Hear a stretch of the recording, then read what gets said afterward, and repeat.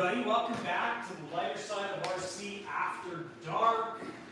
We've got beautiful Katie being our camera woman today, and here we are at the shop.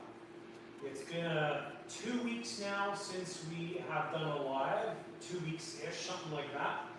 And took a little break last week because we had so many projects on the go. We were trying to wrap up the F-18. Please give me a thumbs up and confirm that you can actually hear me if you're on there. Waz says, good morning from Australia. Hey Waz, how are ya? Thanks for tuning in. What time is it in Australia? So what we'll do is a bit of a summary of what's been going on here in my world and some of the fun projects that we started yesterday actually. So it's been some cool stuff that has been going on and we've started here. So 11 a.m. Also stay hydrated. 11 a.m. Very cool. Well, it's 7 p.m. here. So after this, you winding things down and going to bed when you're just starting your lunch. Klaus and Kelly says they both say hi. Hey guys, thanks for tuning in. So summary, we finished up the TAMS F-18, which is hanging up there. We did that build in 1 week, and it was pretty crazy, but we got that all completed, and very, very happy that it's done. And what else did we do? We made the Strega on Friday. So today is what is today? Monday, holiday Monday, and it's a holiday here in Canada. It's just the August long weekend. I don't even know if it's a reason for anything, but we have a holiday. There's a fly.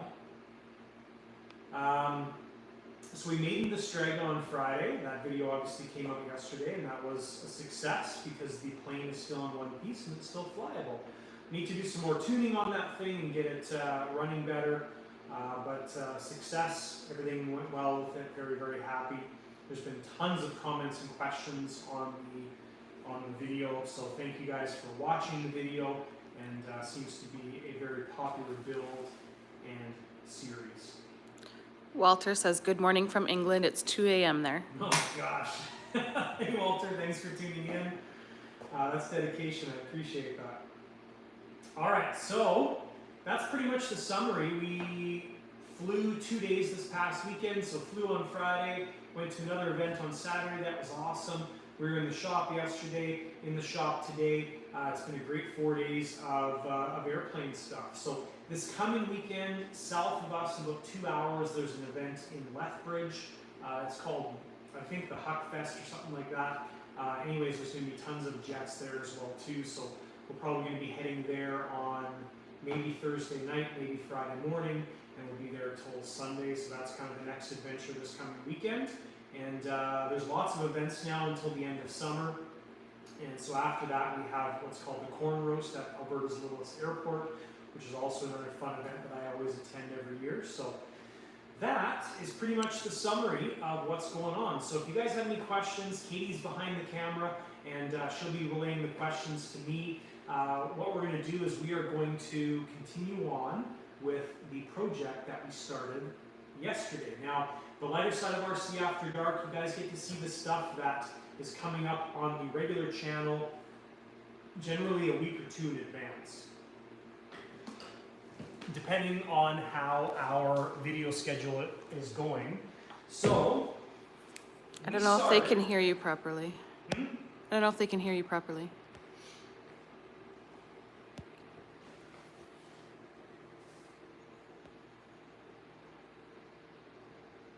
Oh, maybe the mic's acting weird. Can you guys hear me? Let me know in the comments if you can or not. I'm going to pop the comments up here. Live chat. David Jet Guy's here. Let me know if you guys can hear me. I've got my regular microphone set up, so it's going to there. I just want to confirm that it's actually working. That's important. Thumbs up? Okay. So, we have started a BVM Super Bandit. Now this Super Bandit is for David Jet Guy, who's here on the video as well too. I have never built a BVM kit before, and this is a first experience for me. So we unboxed this yesterday, or took it out of the crate. I think it's been unpackaged before, and we started this last night. Been working on it all day today, and it's been quite an experience putting this thing together. So this is the next full video series that we'll have coming up. This may get split up for a little while because I was planning on starting this kind of middle of winter, but just with the way the projects worked out, we had somebody that was interested in buying the Hawk, so I was going to get this one ready to fly next, but because there was some interest, we put that on hold for a little bit. We were also putting an engine in a Spitfire, which is up there in the middle plane, Katie, if you want to show them. So we were going to put a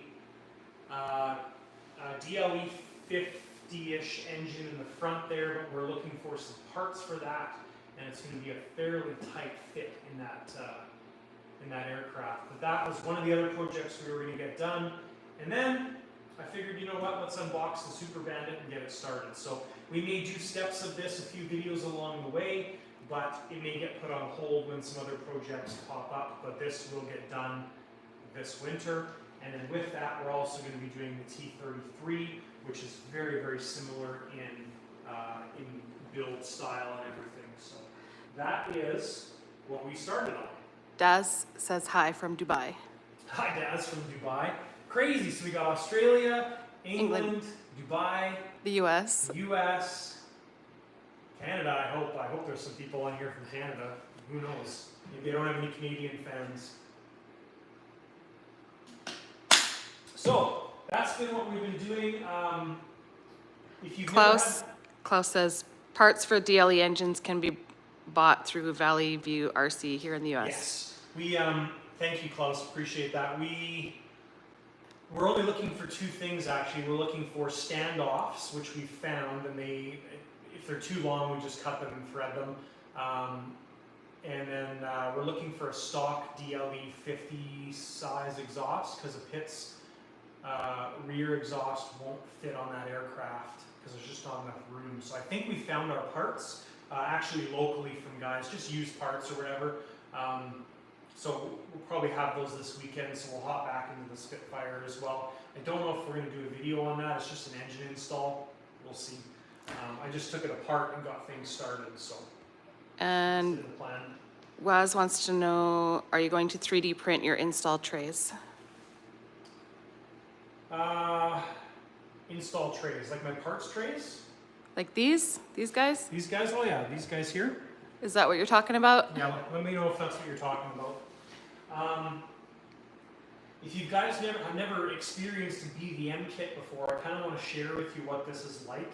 Now this is not, I don't think it's new BVM. There's very few BVMs, I believe, that are still made in the US.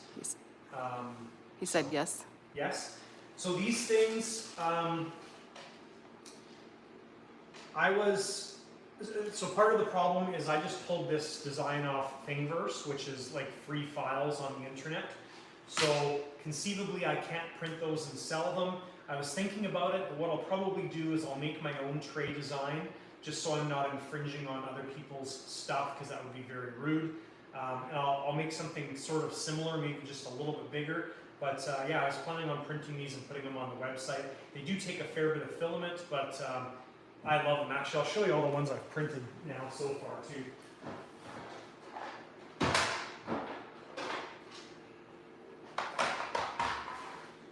So I've been playing around with the new printer quite a bit. These are ones I've printed. Oh, this one's cool. Yeah, that one's super cool.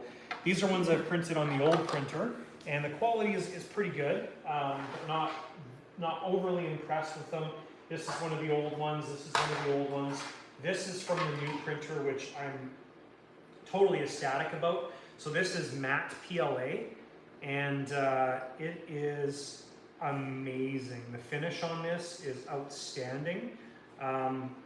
Yeah, so this is, I'm really happy with that. That turned out beautiful. This one I had some leftover filament. So this is Cheaty glass fiber ABS. So this is printed really, really hot, but this is really strong. But the reason I printed this was number one, to try out the material, but number two is I can leave this in my trailer or somewhere, like you could leave this in a vehicle and then nothing's gonna happen to it, but pretty cool, cool finish on it. And then this one here is printed in PLA carbon fiber, which is a really nice finish. And this is also PLA carbon fiber, so it kind of has a matte finish to it, but it's very difficult to see any of the print lines with this carbon fiber PLA. I love this stuff. It's printing really nice. I really like it. So this is some of the stuff I've been playing around with. Also over here, here's a bunch more things that I've printed. I can't sell any of these things because these are all just free things I've pulled off of Thingiverse. So that would be an infringement on whoever designed those things. I'm printing those to use them in the shop, but yeah, I can't sell those things. But if I make my own design, then I'm able to do that. Save the Human says hello. Hello. And we have Jeff from Germany. Wow, Germany on board. That's cool. Thanks for tuning in, Jeff. So, BVM stuff. Let's talk about this. Now, this is old kit. Some of the documentation that came with the Super Bandit that's here, I think one of the invoices was 2017 when the kit was purchased. So, like 2016, 2017. That gives you an idea of the age of this kit. My T33 that's up there, that's getting built, that I think, and Kelly can comment on that, I think the documentation that I found in the box for that one is 2006, I believe. And then some of the updated parts, like the turbine install stuff, was maybe 2016, I think is what I remember from memory. But with the BVM kits, if you want to bring the camera in here, Katie, the manuals are as easy as it gets. So you get an amazing manual with these old kits, and the thing that I've found is as long as you follow the steps and check everything off, do everything they say, your plane gets built amazingly well. And the details are outstanding. Now, of course, this is a kit build, so there's a lot more to do than what you'd consider an ARF by today's standards, but very detailed, great pictures, great instructions, very well thought out, and everything is amazingly accurate. I've been very impressed just in the 2 days I've been working on this plane. Now the other cool thing is over here, Nez is keeping these things safe for us. I'm not quite sure why, but our favorite spot has been sitting on the plans. We're keeping them warm for us. So they come with, I don't know if the kits come with it, but you can buy beautiful sets of plans. And this is full-size plans. So I was just working on the nose gear here, making these door pins. So when you make these door pins, you just make them this size. Like it gives you the dimensions, but you make it so it fits over here, and it's the perfect size to fit in the aircraft. So everything is sized beautifully, accurately, and it's been a great experience so far. And then of course there's different perspectives. That's a top view, side view, and then we've got I think this is the side view of the plans. This is the wing. So anyways, super cool playing around with this stuff, and also makes for cool wall art if you want to hang it up too, because that's pretty unique stuff. So. Other things in the kit that I've been impressed with is just the construction quality on these things. Like when you look at the layups, and the quality of it is just outstanding. The carbon fiber spars and structure that's in there is beautiful. Really looking forward to finishing this aircraft. We are doing everything on this plane, so we're going to be what BVM calls assembling the plane, but we're building the plane. We're going to be painting the plane and then doing the final build on the plane as well, which is really exciting. Lots of work, but exciting. So last night and today I've put in, I think, 12 hours or 14 hours so far, and we've just started to get into the front section of the plane with the nose. So It does take a lot of time, but it's very rewarding. Any other questions pop up? Awesome. Some of the other fun things we've got on this plane, and if you watch the unboxing video, you'll see it. So we've got BVM purple gear. These are classics, but they've been converted to down and locked, and it uses a Zyquoy controller. So pretty unique gear. This whole plane's going to be electric, so we're going to have we're going to organize electric brakes for it as well. Of course, electric gear.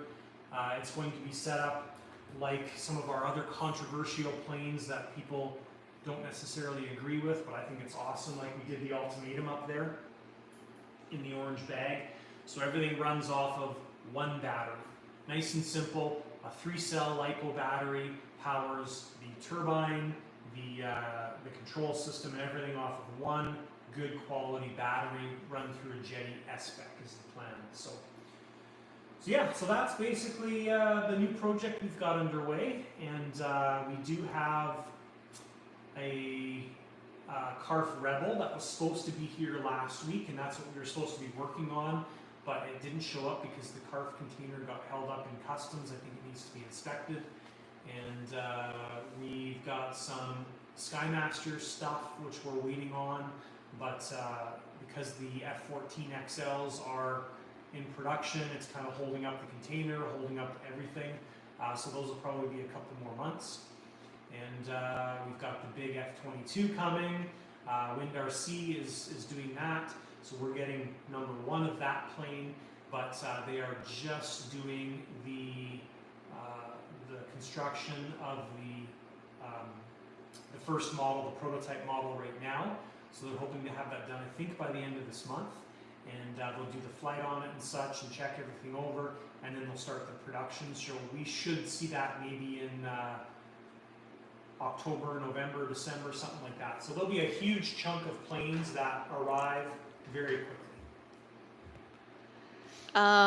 When you go for a maiden flight, do you set up 3 different expo settings just in case?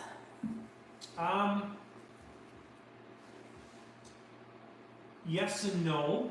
That's a really good question. So if you guys didn't hear that, I think you probably heard that. But so when I go for a maiden flight, do I set up 3 different expo settings just in case? On something like the Boomerang Ranger, which we did last year, the red, the Tudor scheme that's up there, we did on that one. I did 2 flight modes on that one, and the reason for that is the manual was not very clear on the throws. So I set up two different expo settings on that plane just because I set it to where I thought it should be, and then I kind of set it to where the manual kind of said, but reduced a little bit, so kind of low and high rates. But generally, I don't fly on rates. Typically the manufacturer gives you a reasonable range to fly in, and you make small adjustments from there. On the unknown things like that, good idea to maybe do that, but I don't fly rates, so it's not something I would regularly do unless it's a case like the Ranger was. Jonathan, do you have any experience with the BVM Bobcat? Building the Bobcat, no. Flying the Bobcat, I think I've flown one twice. Building or anything like that, not really. So very, very little experience with the Bobcat. I mean, they're a classic plane. When we were down in Montana, the guys there had a little Bobcat session one morning, and they brought, I think, 2 or 3 of them out and had them all up at the same time. Cool plane. Obviously a very old design, but still a classic cool plane. I mean, it's no different than the Super Bandit here. This is what started sports jets, basically, this thing that's behind me.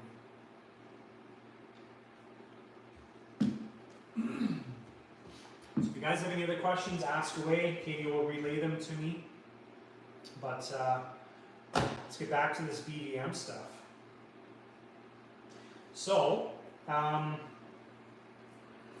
this is going to be a little bit harder to do than my normal stuff because Normally I'm just doing it because I know how to do it. This one I've got to read everything, so might be a little awkward at first here for you guys. So, and also the video on this for the lighter side of RC is quite a bit more in depth. So, because we've got so many different steps that I've been covering.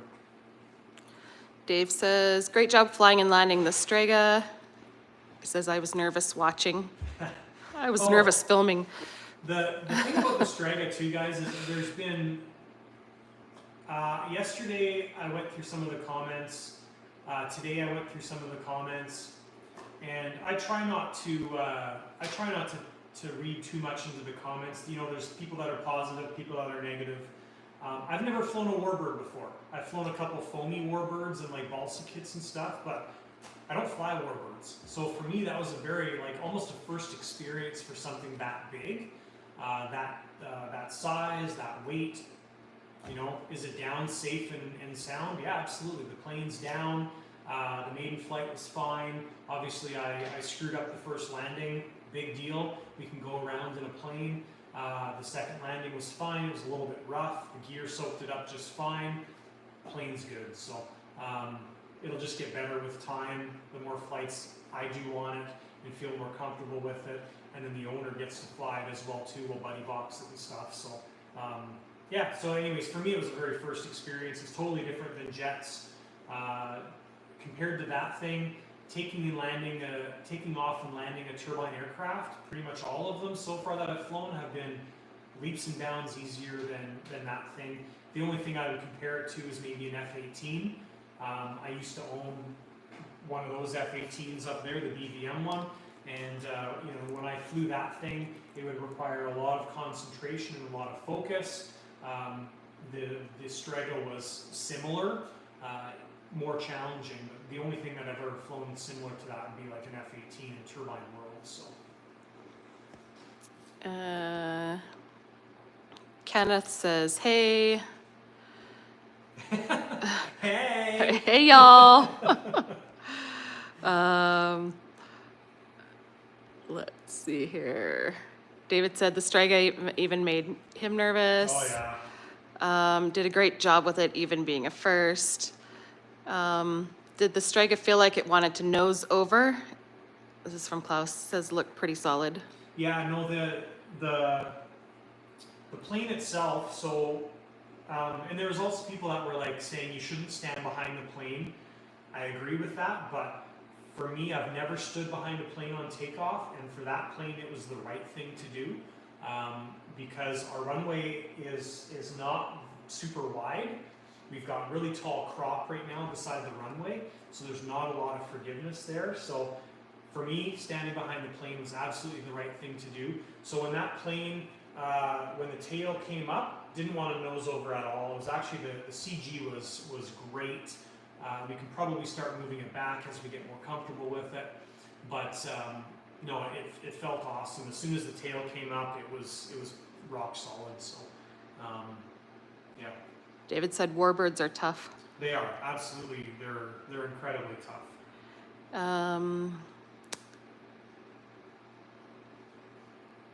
How is the shop build plan coming along? Are people still contributing? That's from Daz. From Daz, shop build plan. Sorry, I got a nose hair that's driving me nuts. No, it's not really super attractive, but shop build plan is probably a couple years out. Contributions, no, there was a contribution a couple weeks ago, I think, but that slowed down. Haven't thrown it out there at all. But yeah, the shop, actual separate building and stuff, that'll be a couple years away. We have some fairly large debts to take care of from the actual house build first. So we've got to get that stuff dealt with before we can think about doing anything else. So that's really the hold up for it, to be perfectly honest with you.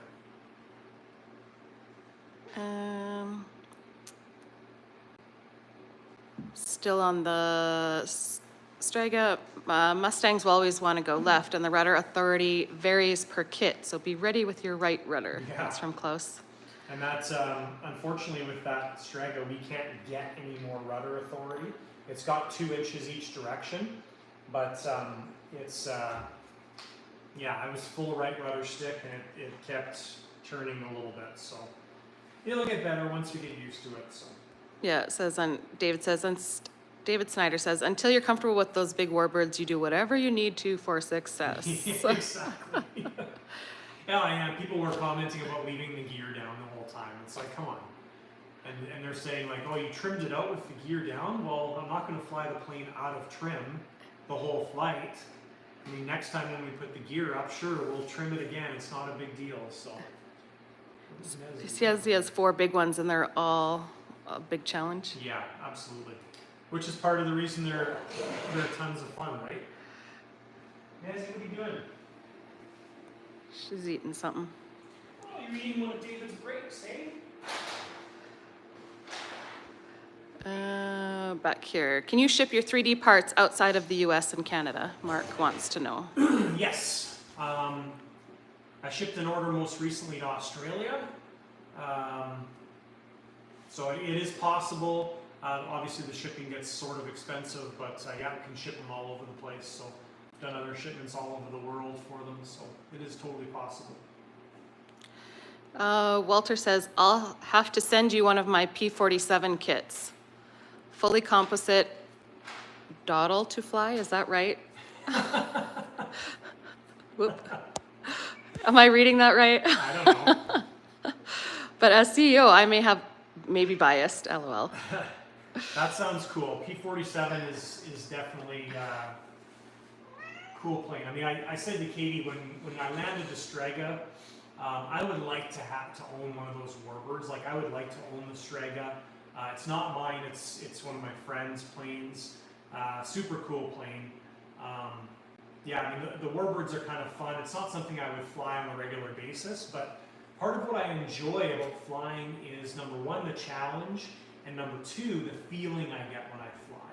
So when I fly a little gasser or a gasser aircraft around, I don't get any feelings from it. I enjoy flying it, it's fine, but it doesn't get me excited. When I fly a turbine jet, I mean, it's easier now than 10 years ago, but I still get excited about the sound and the smell and the speed and everything. When I fly a warbird like that, I get excited. I mean, that was a cool, visceral experience. Very, very cool. Okay, Mark says he's in Australia. Yeah, I wanted it's to no know. problem. Yeah. Yeah, if you're in Australia, I think the shipping rates are already calculated on the website, I think, for Australia. But you can also reach out to me by email, thelightersideofrc@gmail.com, and we can organize that. I can get you a quote for shipping whatever you need. So. Kelly says if a WW2 fighter is not a handful, then it's made of foam. Yeah, good point, Kelly. Absolutely. Let's see here. Kenneth says, what size P-38 would you put a pair of those Colm engines on? Ooh, it would have to be a big sucker. You'd probably go with the smaller Colm engines. Like, I think they make a 155, I believe. I don't know if the 155 is also a 3-cylinder, or I think the 155 is a 2-cylinder. That would probably make more sense, but like Wind RC is making the big P-38, and I think the 155s would be probably a good size for that. I'm not sure what the guys are flying. At our elevation, we always upsize everything, so turbines, gasser engines, all that stuff, because we lose thrust and power and everything at 3,000 feet above sea level. But you'd need, for the 230cc Colms, you need a massive plane for a pair of those guys. I mean, those things they're huge and they're heavy, so.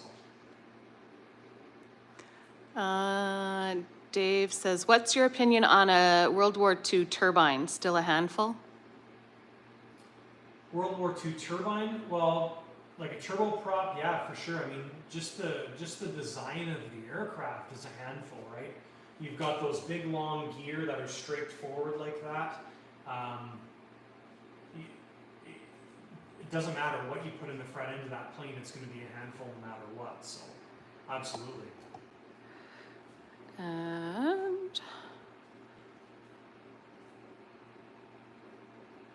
Kelly says, tell Stacy he chose the Mustang from Carf with 8 inches less wing. What a way to help a buddy. Yeah, okay. The clipped wing P51. The clipped wing Strega. That's right, a whole lot less wing area. So you've got a plane that weighs like 51 pounds. You've got 8 inches less wing area. Arnold says, are you having a hard time waiting, or like a waiting time getting kits? He's in the sailplane world, and the Ukraine war has really hammered the industry there. We haven't really seen it. Where I've seen it is with our balancer that we were getting. So I think the war has been going on for over a year now. So about a year ago-ish, we were looking at getting our balancer machine, but some of the components from the company we were getting it from, they were getting the components from, I think, Russia. So obviously none of those components could be shipped out. So we haven't seen it in the kit side of things. Most of our stuff that we deal with for turbine aircraft and jets and stuff from the manufacturers we deal with most are based in like Thailand's for Carf, Taiwan, and China's for Skymaster. We've got like Hispano Aviation and Kinetics and stuff like that. You're kind of in that Spain area. So we don't see a lot of that, but that's just because of the design or who builds our kits, basically. So,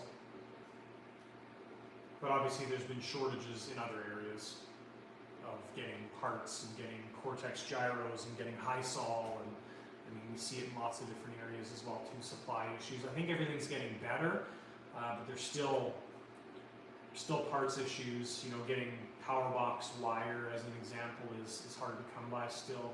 So, yeah.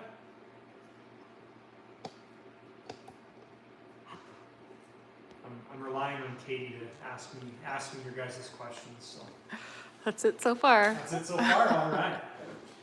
Okay, so we're in this door scenario here. So we've made the pins for the, says glue cylinder attach mount. We're not putting a cylinder on there. So we will have to find a spot to put our gear door servo, which is going to be interesting. So for now, we'll leave that step off. Okay, so we need to get our poly-ply pieces cut as the next step. So these are the little pieces that trim out the gear doors. So we're going to go over to the plans, and we will get these guys cut based on our plans.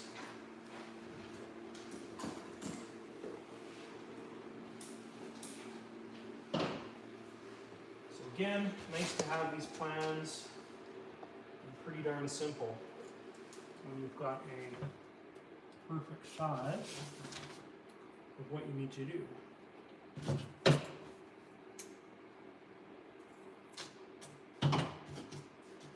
It's too short.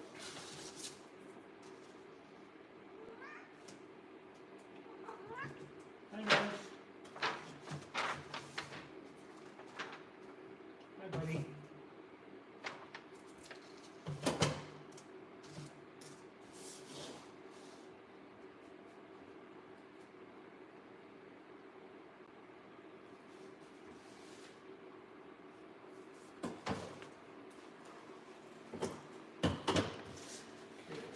Those pieces. Walter says, yeah, parts acquisition is getting better, but shipping will never go down those No, dumbos. shipping is brutal right now. It's actually I just shipped something. When did we do that? We did that Friday morning as we were going out to the field. So I actually most of my orders go to the U.S., which is nice. But so for me to ship a box, like a small box, I'll show you guys.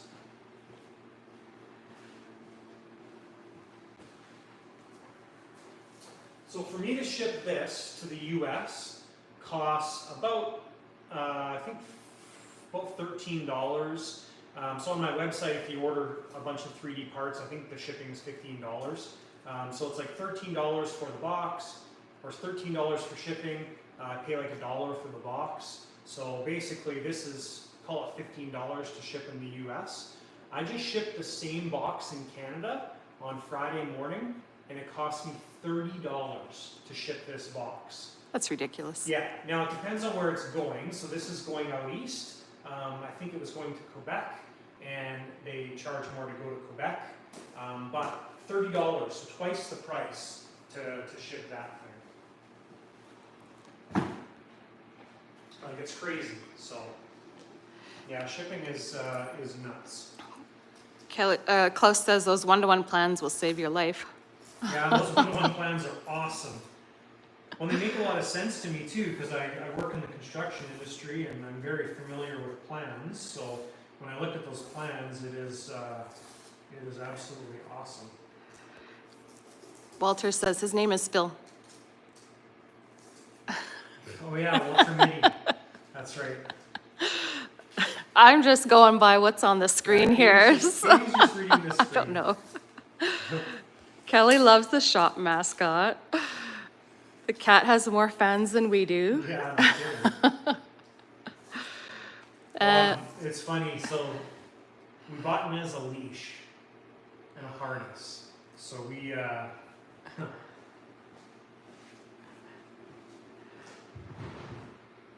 so of course it showed up on Amazon the other day. And Katie comes out with Nez wearing this harness and hooks a leash up to her and takes her out for a walk around the property, and she had a hoot. She was chasing bugs and birds, and yeah, it was pretty funny. But now all she wants to do is go outside and go for walks. David says maybe we should ask people to submit ideas for paint scheme for the Super Bandit. Oh yeah, that's a good idea too. I'm going to, what I'll do, actually before I forget, let's put that in the video and people can email ideas. And you've got a hello from Brazil. Holy mackerel, Brazil. That's cool. What time is it in Brazil right now? It's gotta be probably like 11 p.m. maybe? Just thinking about where it's sitting No, in they're- the time zones. Aren't they directly below us? Maybe it's exactly the same time. No, it's what is this? 22:37, 22:37. 10:37. It's a few hours ahead of us. What time is it here? 7:37. All right. So you're 3 hours ahead of us. Okay, guys, so we have a bit of a request for the Super Bandit. We need scheme ideas. So Classic Airplane deserves an amazing scheme. So if you have any ideas for pictures or schemes for this aircraft, we'll be discussing them throughout the build. Cancel that. Send me an email, thelightersideofrc@gmail.com. Throw a picture in there for a scheme on this aircraft. There's amazing schemes available, and throw me your ideas and maybe we'll end up using it on this aircraft. There we go. We've thrown it out into the lighter side of RC world. We'll see what comes of it.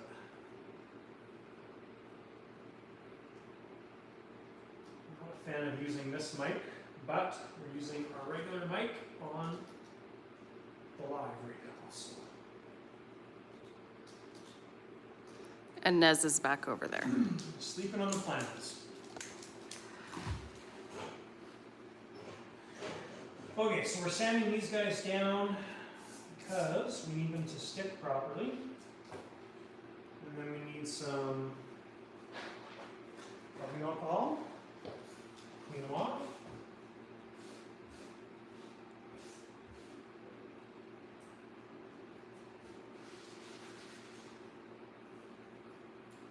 And then we need to make sure we get these oriented the proper direction.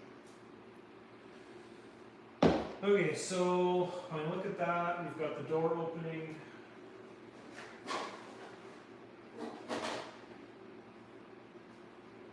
That direction, so the door opens towards that side of the plane.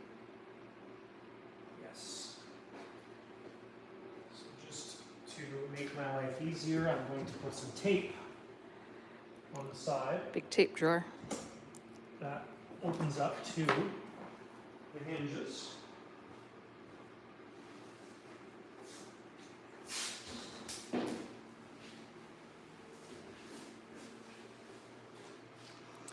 This right hinge side. Dave asks, what's your opinion on the System 6 adhesives? Dave, are you talking about West Systems, the 610?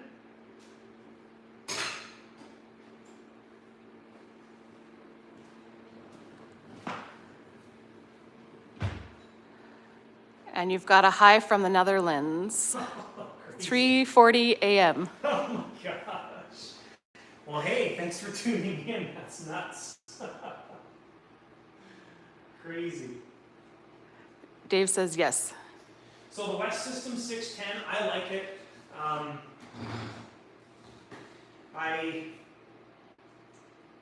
think it's just as strong as high sol, like 9462. The one thing I don't like about it is it doesn't kick off as quickly as high sol 9462. So we glued, as an example, if you want to come in, Katie. So we glued the F1 former in here and the front kind of flex plates in this morning. So I think I probably glued them in around noon, and in about 2 hours after that, the high sol had, the 9462 had kicked off enough where you could touch it and nothing would happen to it. So the West Systems, it doesn't kick off for like 6 to 8 hours.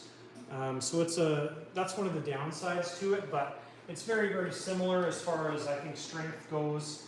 I like that it comes in a big tube. Obviously it's a little bit more money because you're buying a big tube, but I don't have a problem using it in place of 9462. Yeah, I would use it on this thing, no problem, or any of my own planes as well, so no issues with that.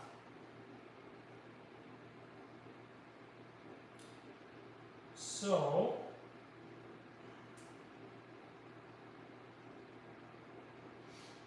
now I'm just thinking about the, so our hinge side is there. So our hinge side is determined by our little cutout there for our plate. So we will stick that on that side. I'm just thinking a little bit down the road where we're going to be using a servo to open this gear door. But we'll be able to figure that out, no problem at all. So we'll just continue on with mounting the door the way it's designed. So we need to put our poly pieces on. This is going to be our long piece, which is going to go on this side.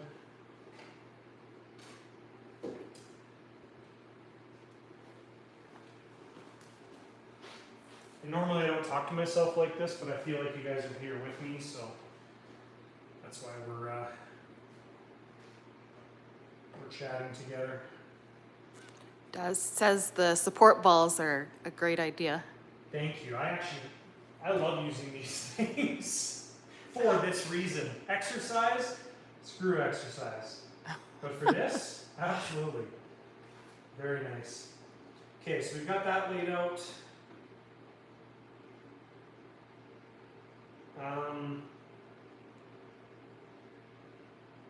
Door there. Just thinking, I think this piece goes on the door. I have to check the drawings again, but I think that would go on the door, so when this closes, this door closes, and we've got that joint closed together. But we're going to flip the plane over now. We'll pull that plate out, and then we'll glue our pieces in. Echo Smoke says you talk to yourself because you need expert advice. Ooh, that's a good one. Well done. Yeah, just the layup in this kit is just beautiful. It's just like the T-33. Just outstanding. This is a lot newer, but. David says yes, exactly. Goes on the small door to keep it closed at 300 miles per hour. Okay, so we're going to glue the back one in first.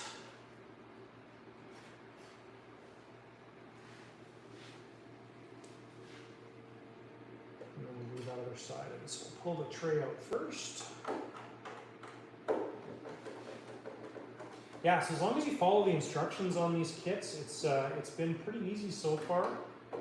I'm sure if you built a whole bunch of these things, it would just get easier. Like I'm finding myself doing a step, reading, doing a step, reading, doing a step, reading, which is fine. But if I was to build multiples of these things, kind of like the F-18, I would know everything that would need to be done. So it would just be a quicker process, but probably save about 25% of the time after you built a couple of them.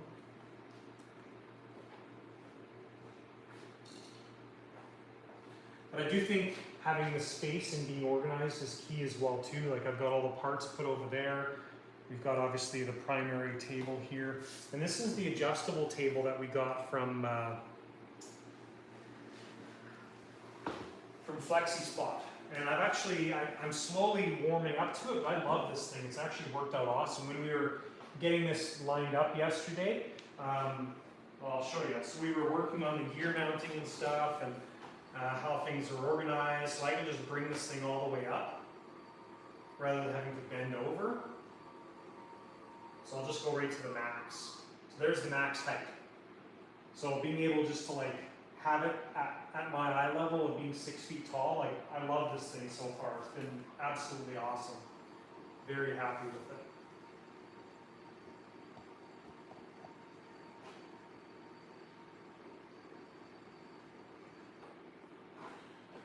Okay, so we've got better access now.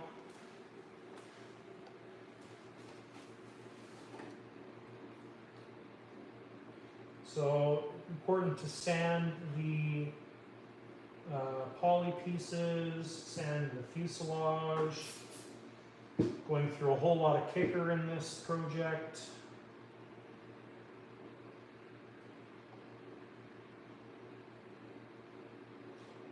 So what I'll generally do with this type of thing is we'll get them stuck in or glued in with CA, and then we will go over them later with some aero epoxy just around the perimeter.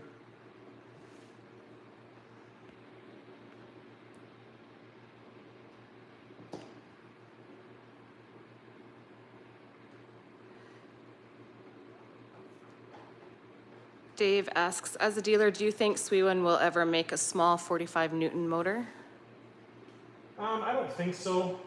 I know they were talking about making the smaller motors, but unfortunately it comes down to economics. There's the least amount of money in that smaller motor department, and that's really what it comes down to. I think, you know, you can make one. The smaller motors are more finicky as well. So whether that has anything to do with it, I don't know. But you know, they do the same R&D and manufacturing costs almost on the small motors as they do with the big ones. So I hope they would. I was when I became a dealer, I was kind of expecting them to, hoping Hoping they would? Hoping they would, but not yet.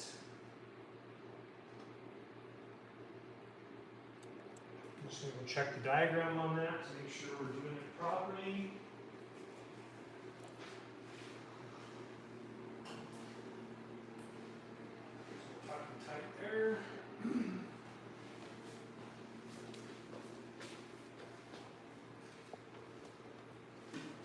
As Klaus said, BVM plans, lifesaver.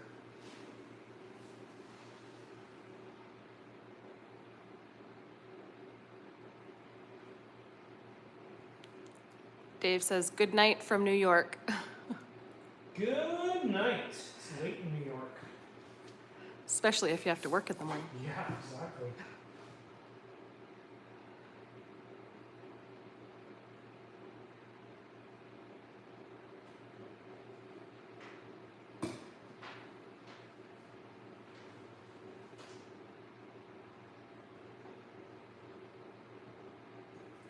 So I'm just doing little piece by little piece to make sure we get good glue coverage underneath these guys.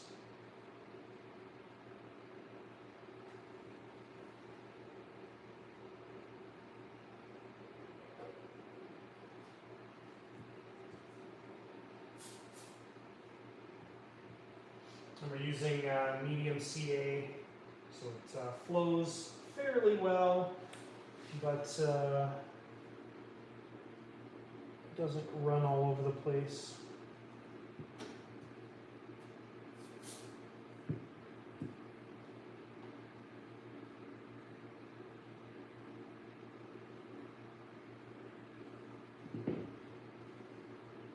Yeah, so far the parts have been incredibly accurate.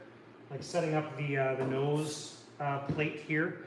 In the manual, it talks about getting this side bolted in fairly tight, and then putting a screw through this side, getting the former all lined up. And you guys, I encourage you to watch the regular video because we cover a lot of the details. But putting this 1/32 plate underneath this side, and as soon as I did that, everything just came into alignment perfectly. So very impressive. It's a very nice change from some of the stuff that we build here.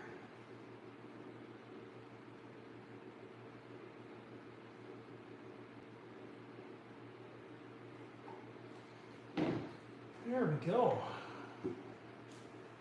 Okay, and our last one goes on the door.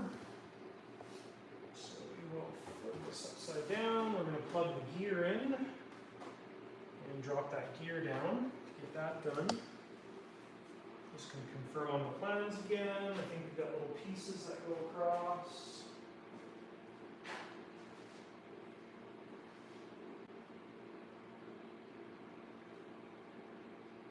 Little piece. So we're going to leave that one off.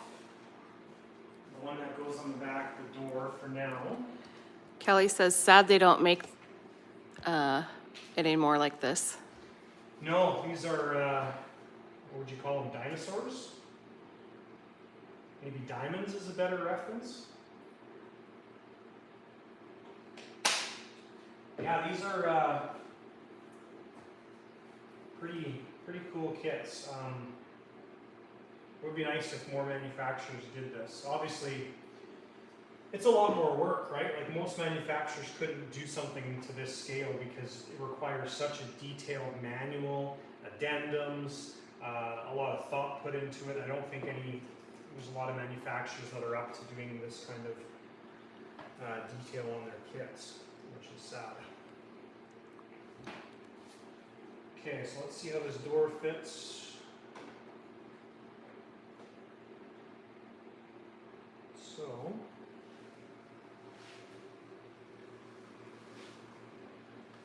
that's good there. Okay, so the ply stuff is done. Make matching notches in the door and fuse to accept the hinge pivot bosses. The notches in the door should be 3 30-seconds into the edge of the door and 1 30-second into the edge of the fuse opening. Get all that? David Snyder says, Bob Violette was a master and an incredible modeler, a pioneer of our industry. Yeah, absolutely. He definitely was.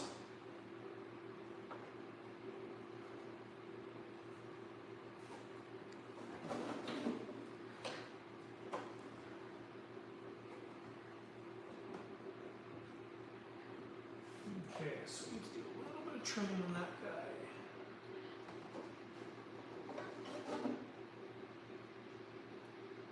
Okay.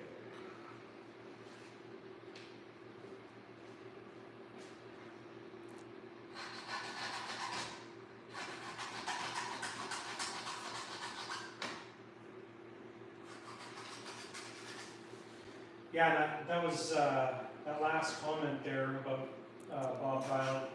That was one of the reasons I was very excited to get that T33 kit from Kelly. Thank you, Kelly, for that.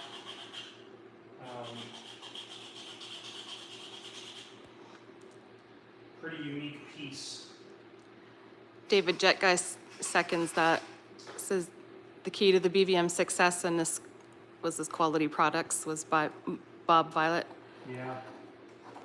Kelly says this was the norm a couple decades ago, but either built it from a kit or went without. Yeah, exactly.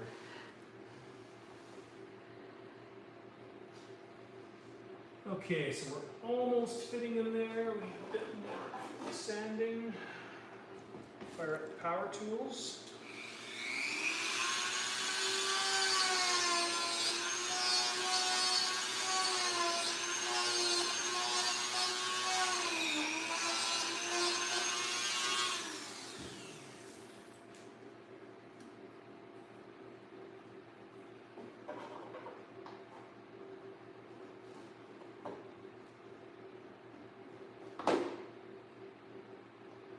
There we go. Okay. Kenneth says, didn't Bob Violet's daughter fly? That I'm not sure of. The other guys can probably comment on that. I don't have a lot of experience, like going back, I've only been doing the model aviation stuff now for like really being involved in it, let's say just for 10 years. So I don't really have a lot of experience with that stuff that happened quite a while ago. They say, yeah, There you go. did and still does. Nice. I think her name, is that Patty? Is that right? Patty, yeah. Kelly says, could not have had anyone better to build the T-33, and we will all get to enjoy watching it being built. Yes, absolutely. David Snyder says, Patty is a gem. Love talking to her. Nice. Yeah, T-33 and this guy, so we'll be getting them built over the winter, fall season. We'll do the Maidens for both of those guys down in Montana next year is the plan. So. Okay, so we've marked out our notches on the fuselage. I gotta remember to cord this stuff.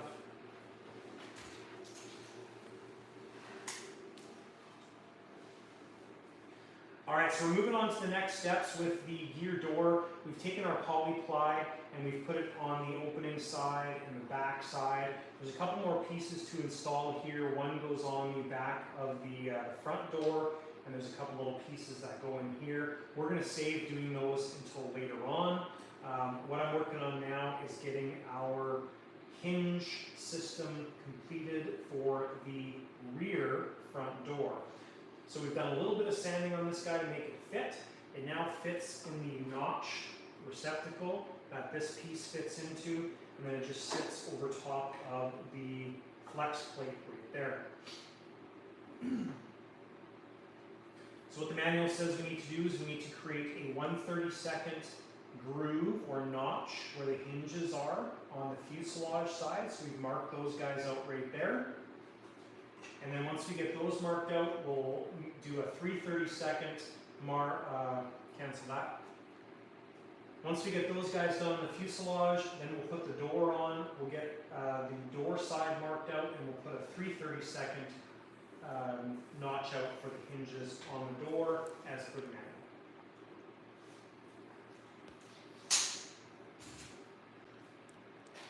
Patrick says hi.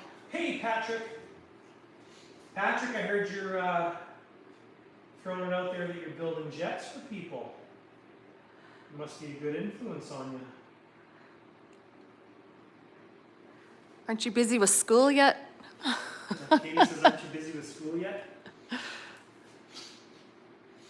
Okay guys, so we need to fire up the power tools here. Don't mind the sound.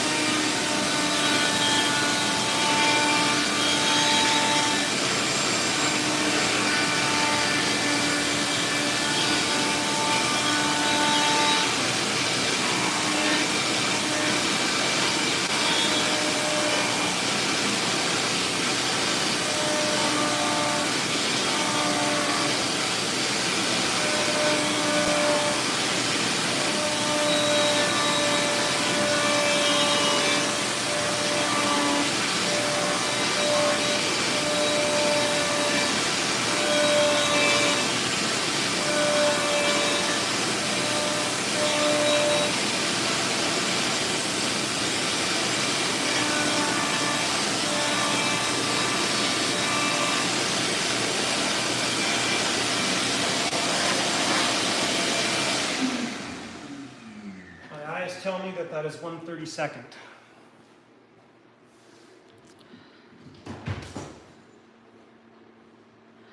Arnold says, fall or winter, it's 105 here today, well, all week.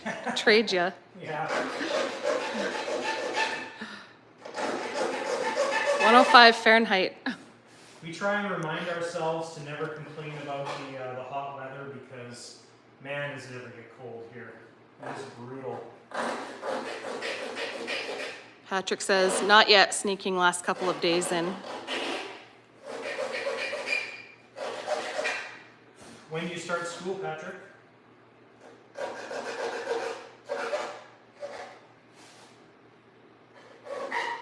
Echo Smoke says, thanks for coming out to VOH on Saturday and thanks for the chance to fly the Superland. What an awesome jet. Yeah, so what Joe's comment is there is we brought we went out to the event on Saturday and had my normal fleet there. We had the Superland and the Kinetics. Got a couple flights on the Kinetics, and then I got the Superland all geared up, and I did flight number 1 on it. We got Joe flying flight number 2, so we set up the buddy box system, took it off. He flew it around for 8 minutes. I landed it. Cool experience to be able to give other people the opportunity to fly that thing. It is so easy to fly. And then the owner of the airfield, Will, he did flight number 3 on the aircraft, and he loved it as well too. I don't think he's really ever flown a turbine aircraft before, maybe a couple times. And then I did flight number 4 on the aircraft. So tons of fun to let people fly that thing because it's so easy to fly. That's the one Nez pilots. Yes. Nez is the pilot of that one, that's for sure. Alright,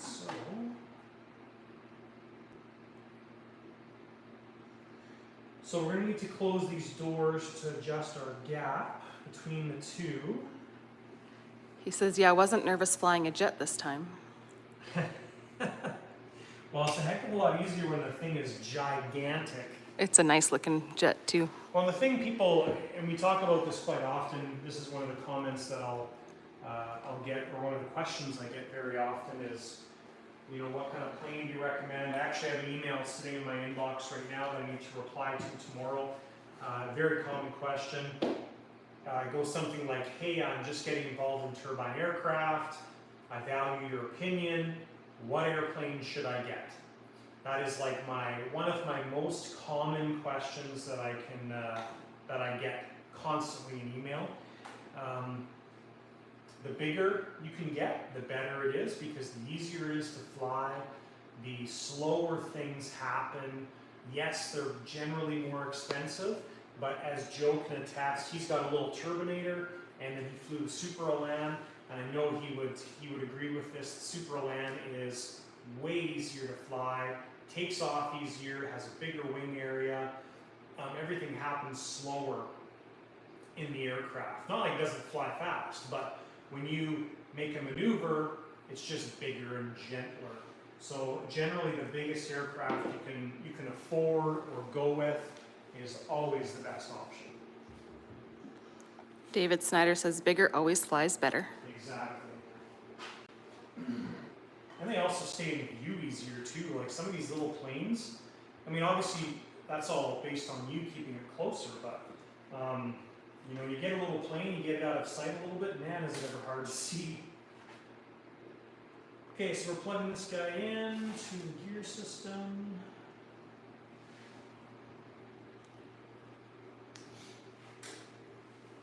And fairly fortunate that we had the controller sitting here for the Rebel because we don't have a controller for the Super Bandit, so it actually worked out perfect.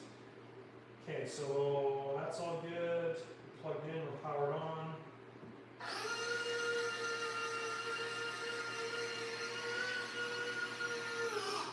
There we go. Unpower that, turn the radio off.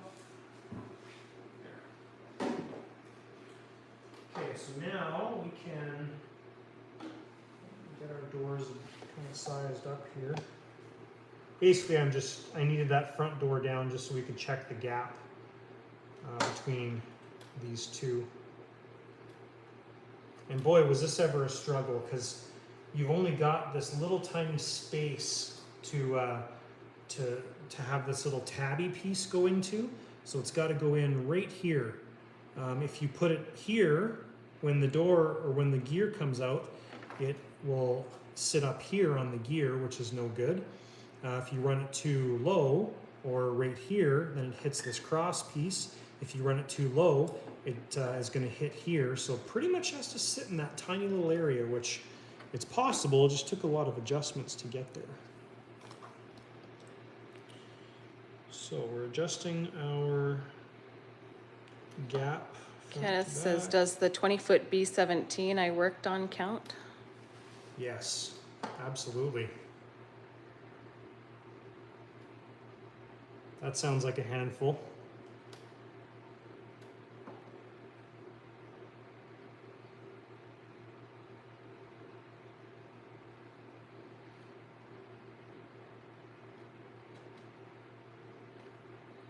Okay, so happy with that. I'm just going to put some Sharpie mark on the door.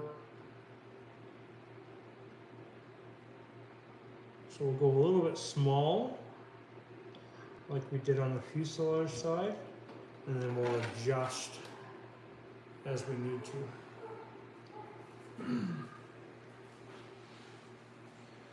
Okay, so now we're going to send this guy down.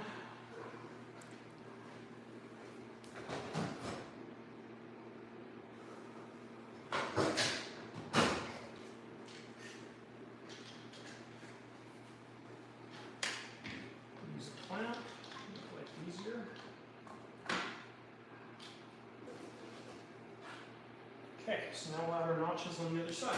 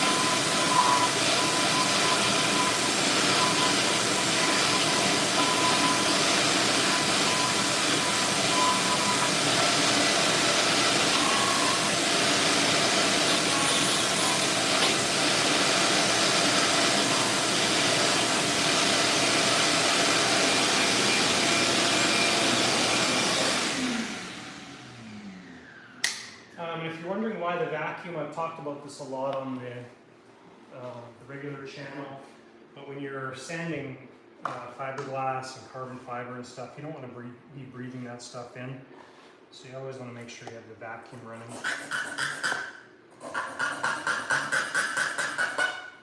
And the other reason is just to control dust in the shop.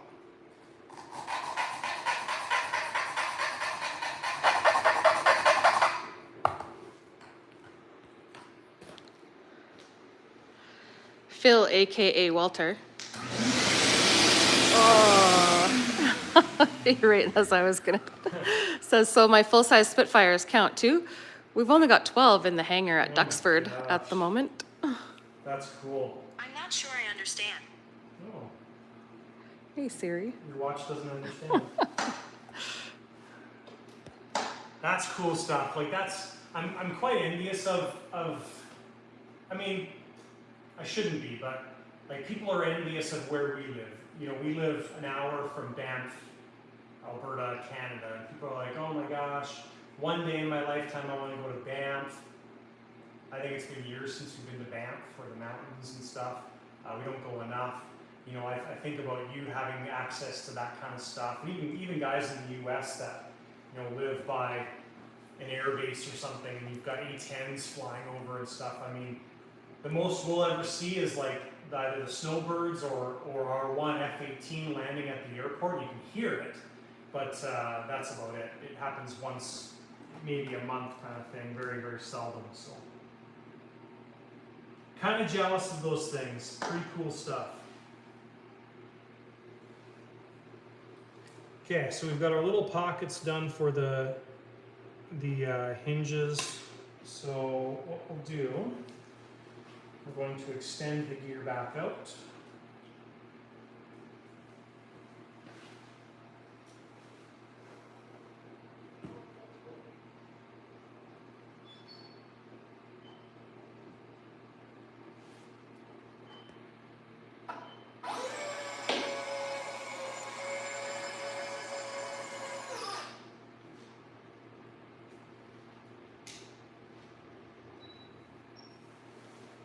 Okay, so that's done. Now we need to read about what our next step is.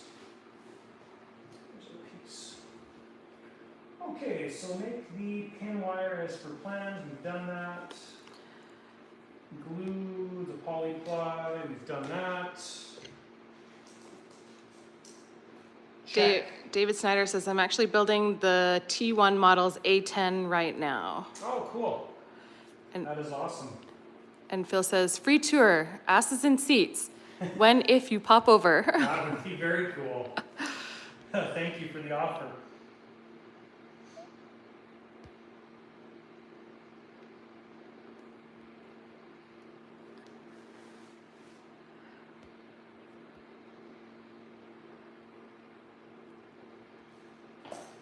The other thing I love about this BVM kit so far is they say, apply air epoxy when convenient, which is kind of, it's very wise because if you guys are regular viewers of the channel, you know that's how I like to do things. I like to batch glue things. So get a bunch of things ready, batch glue it with the air epoxy or high salt so we make the most out of it, and which is exactly what they say in the manual. So you know whoever wrote this manual, Bob Violet, he definitely built aircraft because he knows exactly what's involved. So.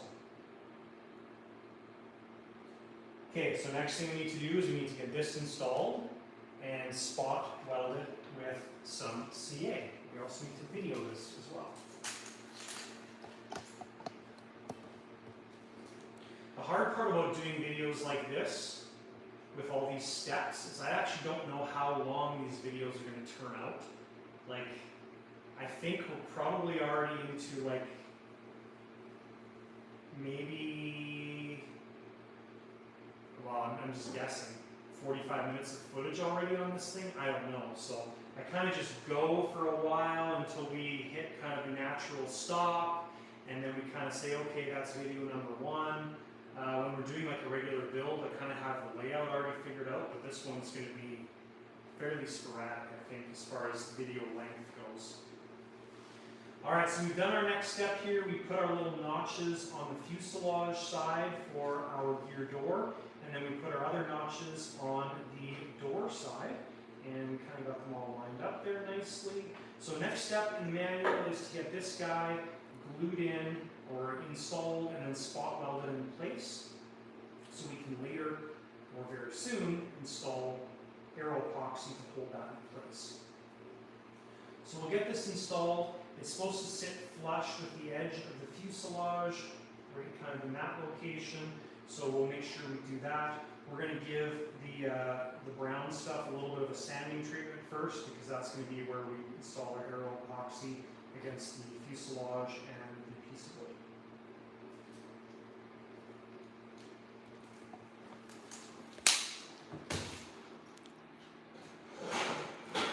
Phil says he's got a Blenheim, excuse me, too. A what? A Blenheim. I don't even know what that is.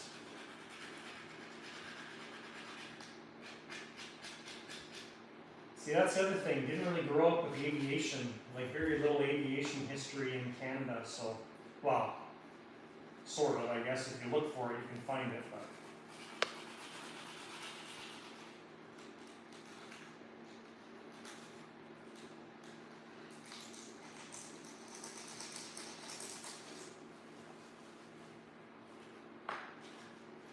Alright, so just getting rid of the laser cutter charring off the wood.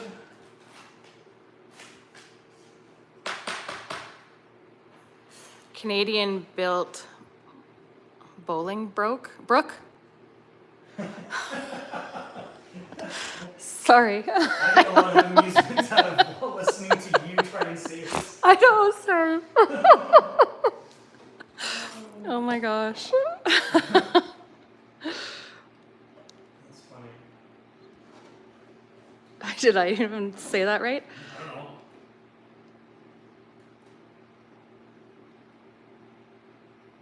On the video side, is After Dark making it easier to edit since you have access to replay? Oh, no.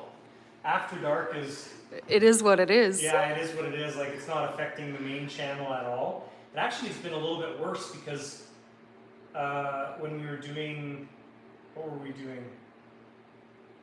Whatever project we were working on when we first started the After Dark. Oh, it was the Strega, is what we were working on. I found myself like missing gaps of stuff, right? Because we were doing the After Dark, I was installing stuff in the wings, and then in my mind I thought, oh yeah, we've already videoed all that stuff, but then I was like putting the videos together and I'm like, I think what somebody actually made a comment, they're like, it would have been nice to actually see the flap servo going in. Sorry, I think I showed you guys on the After Dark, but not in the regular video series. So. Oh well. True fans will see both.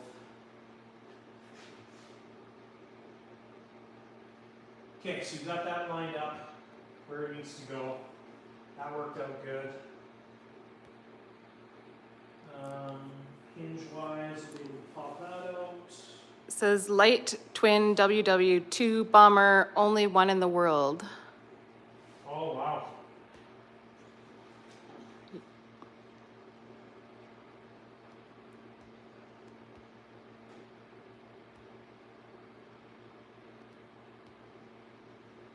I'll have to open that door notches up a little bit more, but that's fine. Okay, so we're going to flip this over. And get this kind of tapped. Stuck in place.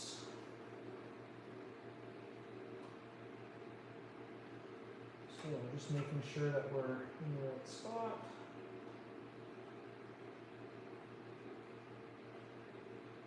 There we go. So we're flush with the edge. Now we'll take a bit of CA. And we're just putting enough in there to keep it in its location. And then we'll go back and we'll glue it with aero epoxy to make sure that it's nice and strong. So we've got our F2 former here, which needs to be glued still. We've got this piece that we're just putting in now. And I think we're coming up to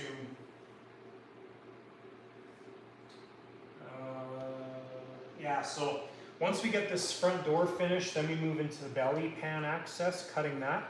And I think it says to start gluing those things, but we will glue those tonight, so they're done for tomorrow. And that's going to be all finished. So. D. Blackheart says, definitely on seeing both channels, After Dark gives a true perspective on what it really takes to build one of these beauties. Yeah. That's a really good point, because people don't understand. I think just watching the regular channel, they don't really understand what, they don't get the full view of what it actually is, right? You know, you could see. You get snippets in the videos, but not yeah, you could 100%. You could see a couple minutes of video footage and think that that's what it is, but it could be hours, right? Well, to give you an example, like I already talked about earlier, if you're just tuning in, so to get to this point that we're at right now, I am keeping track of hours. So when we started the live tonight, I had put in 12 hours on this aircraft. That was last night and all of today. So 2 hours last night getting it unboxed and set up and everything and organized. And then today was 10 hours for this. So in 10 hours, we did the cutouts last night. In 10 hours today, we got the nose gear former installed, the actual gear installed and figured out, and we're just finishing up the front doors. Now that's not including the time right now, so, and the video might be 30 minutes long for that, right? So it's pretty crazy how much time it actually takes. Phil says, basically World War II aircraft porn. Nice. David Snyder says, it's hours and hours of work. Yeah. And says his current build on the A10 is at 30 hours. How close are you? Are you kind of halfway? Usually A10s are like, I don't know the T1, but like a Skymaster A10, you're about 100 to 120 hours to get it done. And Waz says, I watch both and find After Dark is awesome. Thank you. And Flight Systems RC says, I made it, finally. Who is that? He's been commenting for so long, he's like, what is it? Oh, I missed another one. Oh, I missed another one. I missed another one.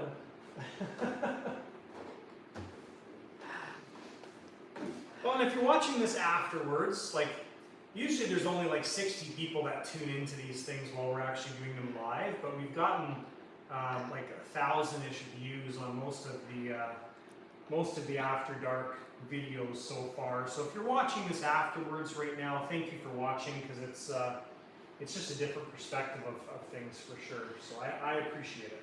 We were up in the 30s. Wow. I remember thinking back to when I first started the channel. I think that was 3 years ago, 3.5 years ago now. I remember saying to Katie, I can't wait till we get that first 100 subscribers, and then it was 1,000 subscribers, and then it was like, whoa, we hit 5,000, and then 10,000, and we just hit 34,000 last week, I think, which is...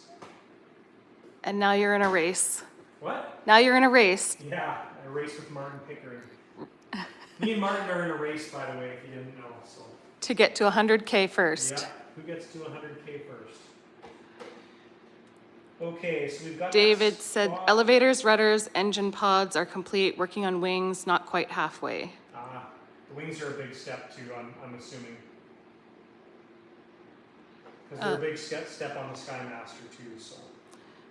Velocity Addiction says, love the Strega build, beautiful job, I need one day. And Flight Systems RC says, Jonathan is the nicest guy I never met. Flight Systems RC is Sal. Oh, hi, Sal. All right, gotta do more sanding. Hold on a second.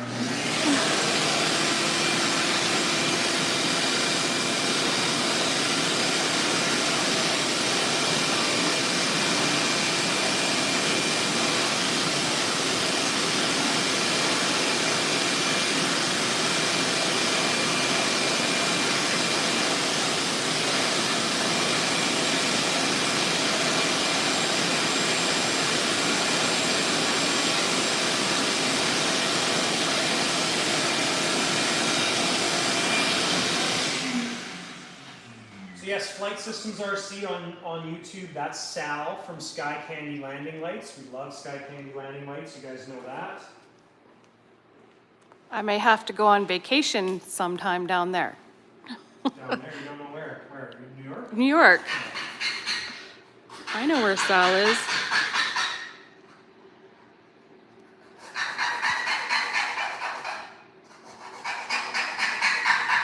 Floyd, I don't know how to pronounce your last name, Standifer. This is my first time watching your live stream and still slowly working on the project I emailed you about. Awesome, thank you for tuning in. Kenneth says, is that a king cobra hanging on the wall? Which one? I'm not sure. I'm not sure either. Which wall? I know it's not a king cobra because I don't know what that is. Here's the walls. And over here. That's about it. Phil says, yeah, you'll win against Mr. Pickering. That's funny when he did So I did the podcast with Flat Out RC down in Australia, and then a couple weeks after that, he had Martin Pickering back on, and I made some comments about Martin Pickering, you know, a fan of his, and felt like I was trying to like beat him to 30,000, and then Martin listened to that podcast of mine, and then Andrew had Martin on. Martin made some fun comments, and then we reached out to each other afterwards by messenger, and we were just having a good chat about it. So it's just a fun, friendly competition. But I started the Strega build, and my subscribers just went pew, like up 4,000 last month. So got a bit of a head start on Mr. Pickering.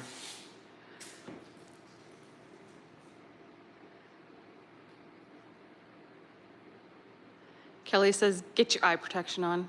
I know, Kelly. I was thinking that too. I was waiting for somebody to comment. Usually it's Katie that Usually comments. it's me. Actually, it's sitting right here. I had it on last night when I was cutting the doors. It's a good place for it. Thank you for that. Actually, I will put that back on. I do appreciate that, actually. When we were building the house, we were doing all the trims, trims around the base, the wall base and stuff, and I think we were nailing I think it the was joists. downstairs in the basement. No, when I got finishing nail. Oh. So I would have these on all day, and we were doing the trim around the baseboard, and then my mom, who was helping me out at the time, she brought a piece down, and I was doing a door going up the side, the one side. I put a finishing nail on there. The nail went in, shot out, and like right there in my eyebrow, and like my safety glasses are sitting right there. So they don't do a lot sitting on the top of your head.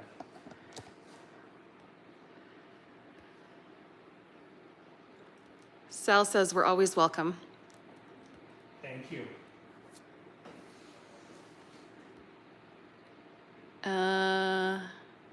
Velocity Addiction says P39 King Cobra. P39. No, I think you might be talking about the Warbird up there. That's Spitfire is what that one is. I think that's what you're talking about.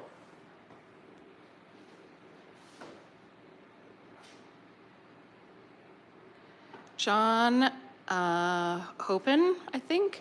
New guy to the channel. Strega build is what captured my attention. Beautiful work. Thank you, John. I appreciate that. Definitely something different for the channel. I enjoy building it. The real struggle, like everything about the aircraft, normal, like the surfaces and all that. That's typical CARF stuff. So that wasn't a change, but the engine install was next level tough. Like that Strega build was easily twice the amount of time that I kind of budgeted on and I thought it would take, and most of that time was involved the engine install. It was nuts for sure. So. Kelly says he knows the safety glasses stink, but the alternative is not any better. Agreed. Daz says, Martin is a good bloke. I built him a 3D pilot RC plane in Dubai. It was a quick build for the National Day celebrations after his third hobby shops demonstrator fell out of the sky. No. Yikes. That must have been a quick build, a quick overnighter, eh? Kelly says, watched a cool show on YouTube last night that some team in England built an absolutely new Spitfire full scale. Wow. That's cool. I'm curious, what kind of engine did they use? Did they try and keep it as authentic as possible? That'd be interesting to know. Kenneth says, it's on the short wall next to your upstairs storage behind the F-16. Oh, that little guy probably. So that, I don't know what that is. It's just a little electric jobby. But I've never flown it owning it. One of my friends gave it to me, and I just haven't got a battery for it. I think I might use a 3-cell or a 4-cell battery, but it's a fun little plane. It's got a nose wheel and the two mains, but It's just a little electric jobby, and the nose kind of sits low, so when you're taking off, it cuts a nice path through the grass for you. So, but it's a fun little flyer. But I don't know what it is.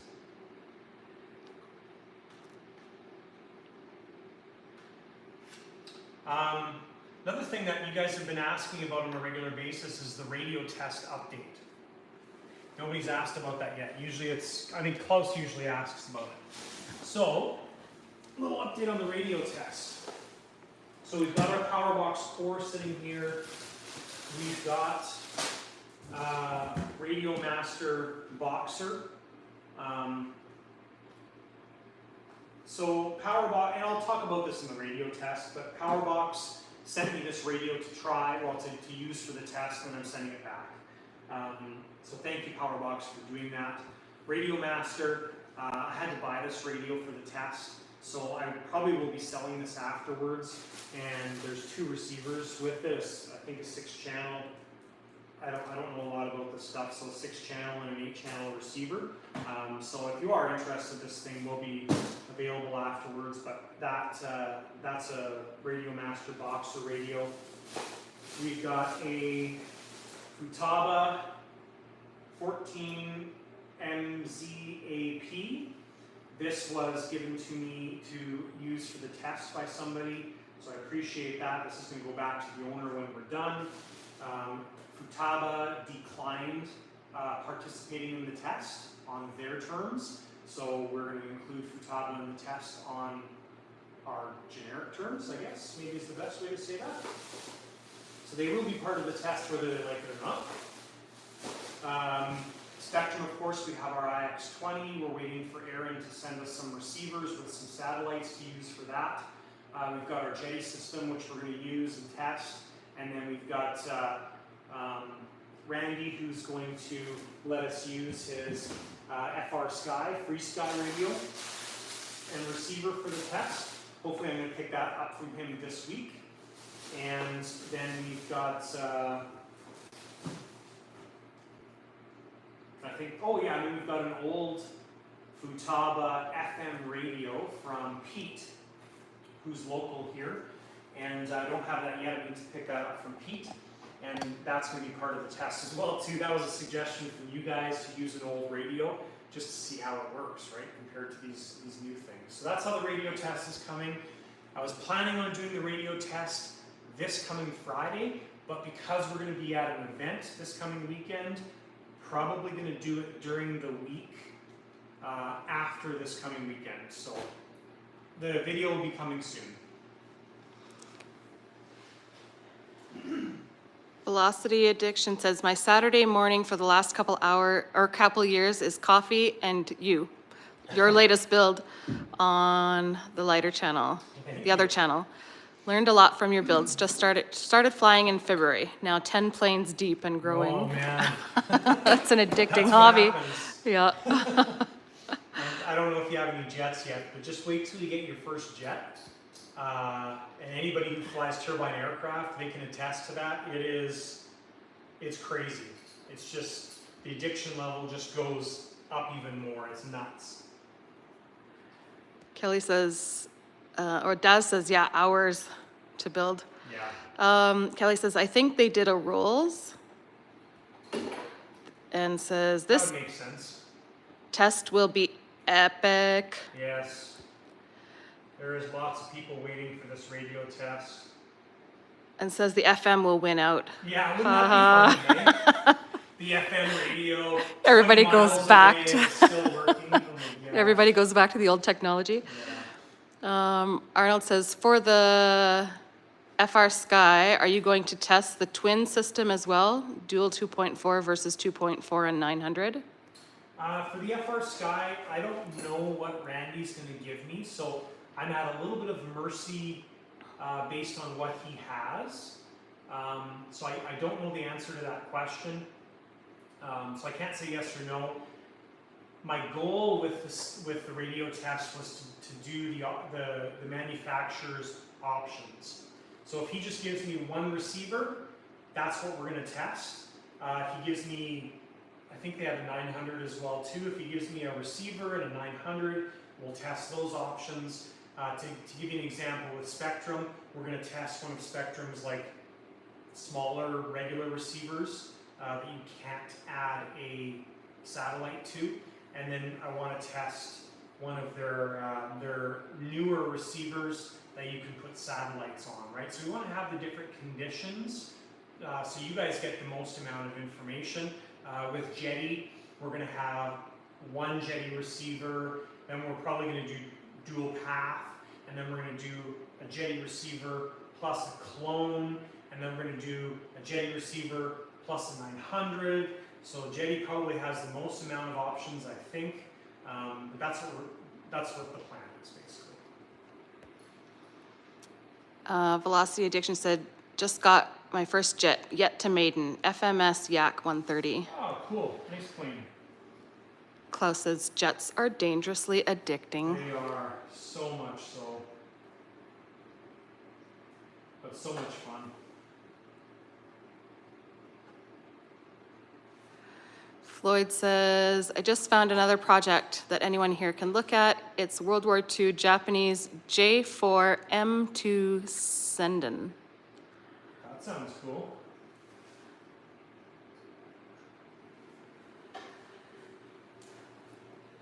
So what I've done here is I've taped the door into its proper location with the gaps all the way around the perimeter.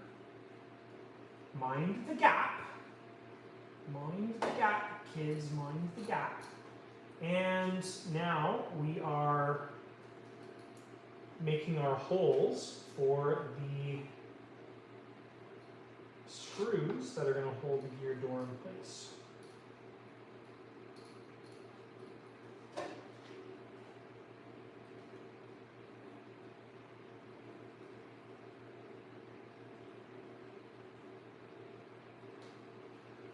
One of those very delicate procedures.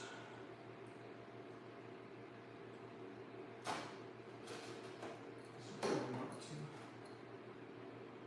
put the drill bit into your hand.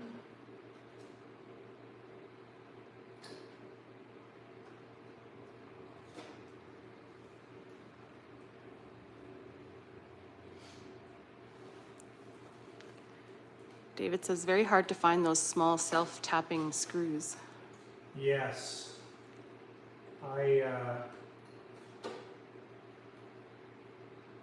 I've made it a point lately to, when I'm done a build and there's extra hardware left over, I used to chuck it in a big bin.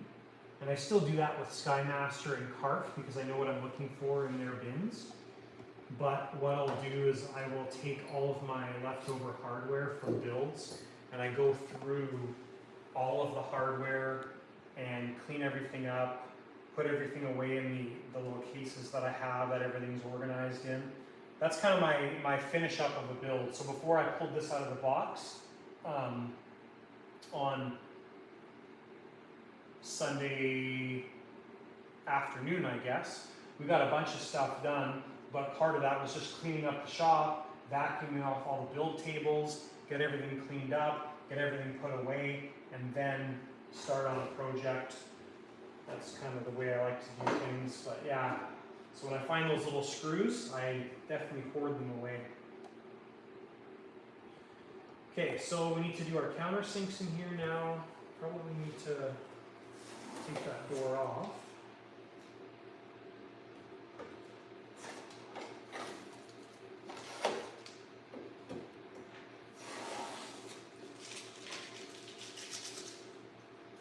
And our countersink bit is over here. Floyd says it's their first attempt at a jet fighter. That's the Japanese one. Cool. Yeah.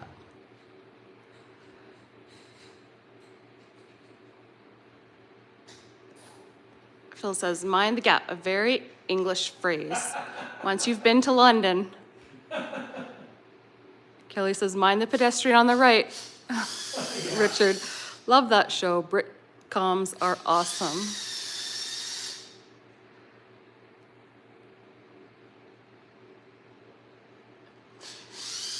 Wouter says, if you can get your hands on one, I really think a Radiomaster TX16S would be a way better candidate than the Boxer for your test, since it's far more comparable to the others, touchscreen, etc. One with an Express LRS module would be ideal, and in my honest opinion, very competitive. Yeah, the reason I went with the, I'll just drill these out first and I'll talk. So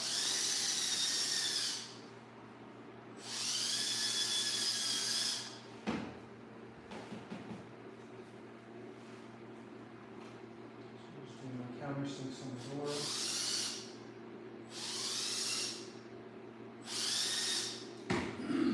So I kind of left it up to Radiomaster as far as which one to send me. Obviously, I was paying for it, but I told them, I said, we're doing a radio test, and the radio test is just purely based on distance, and they recommended that set up with whatever receivers they have. So that's the reason we're using that, is because that's what they recommended. So He says he has two, uses them and loves them. yeah, they're cool radios. Actually, I really like the looks of their higher end radios. One of our local hobby shops here, well, the one that's about 3 hours north of us, I think they stock Radiomaster stuff, and really good looking radios. But again, that's what this test is all about, is who knows who's going to win. I have an idea who's going to win. I have a really good idea who's not going to win, who's going to be in the very bottom. But it's going to be really cool to see who actually wins at this test, and who performs well. William says, I have a spare TX16S with the ELRS module you can borrow. William, is that Bill? What's the last one? William B. Yeah, William B. Yeah, Will, if you can get that to me, shoot me a text message. I think you've got my number. Shoot me a message or whatever, because I wouldn't mind using that as well. That'd be awesome. If you're coming to Lethbridge this weekend by chance, bring it with you, because we'll be in Lethbridge at the Larks event. So. Jet Guy wants to say, give up a hint, who will win? Who's going to win? Here's my predictions. Only for you guys that have watched this video. These predictions are not biased. This is going to be a completely unbiased test. If Jetty fails, so be it. Jetty will be the worst category, or the worst radio. They're not going to be the worst radio, but I think the winner is going to be, my prediction is either going to be Powerbox Core or Jetty, I think is going to be the top radio. The bottom radio, not talking about the FM radio. The FM radio will be the worst, but the bottom radio is probably going to be either Futaba or Spectrum, one of those two. That's my predictions anyways. We'll see what happens. He says he has a TX12 too if you want. Whatever you want to let me use for the test, I'm good with whatever you want to use. And if it works with those receivers, cool. If not, set a receiver up for me that works appropriate with it. We just need a couple channels with servos and stuff set up for it. So. I think the more we have, the better the testing is, absolutely. right? I want to do whatever we have access to. It's just better. So. Because it's going to be hard to repeat, right? So, you know, if we do the test and people are like, well, we should have included this radio or this radio, well, we can do another test. The downside is the variables won't be the same, and the variables are the same day, same temperature, same time of year, all those things that we don't have control over, right? So if we run the test again, we won't have a lot of these radios that we have right now. So the more the better.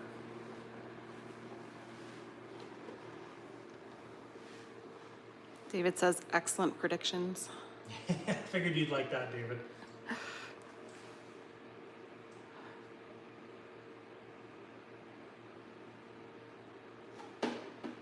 Oh, look at that. 8 steps today. He says, also take into account which system has the most telemetry sensors.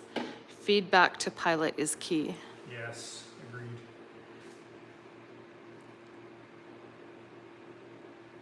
And that's really Jetty and Core, I guess, are probably the top brands in that category right now. Oh, see? We're 1 screw short. Of course we are. Arnold says, if you can find out what FR Sky radio he's letting you use, I can send my twin module with my spare receiver. I think that's what RX means. Pesky shipping from and to Texas may be an issue. Yeah, shipping wise, if you ship it by, unfortunately shipping wise, if you shipped it by FedEx overnight or Express or whatever, it'd be a couple days, which is good. It's probably going to be like $30 shipping and then the same to return it. If you ship it by like USPS, it's going to be a couple weeks. That's the downside to it. So, I got to go to the trailer for a moment. Hold that thought. Send you my little parts box.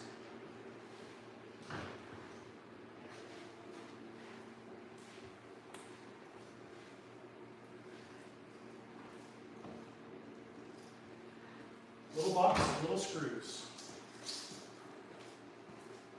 I thought bigger was better. No, little is better in screw world. See, look at that. It's like $1 million in screws right there. Little BVM screws. Of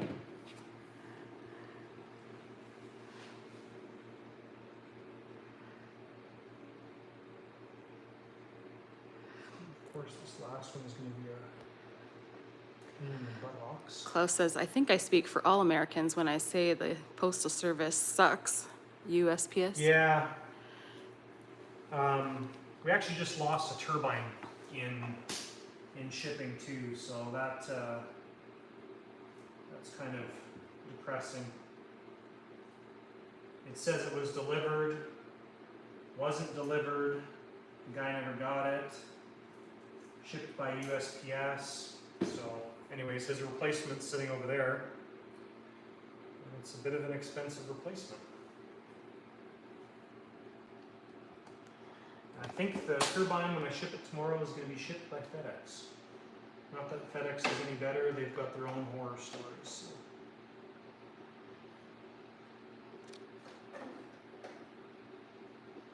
David says, agreed. Arnold says, this is a family chat, right?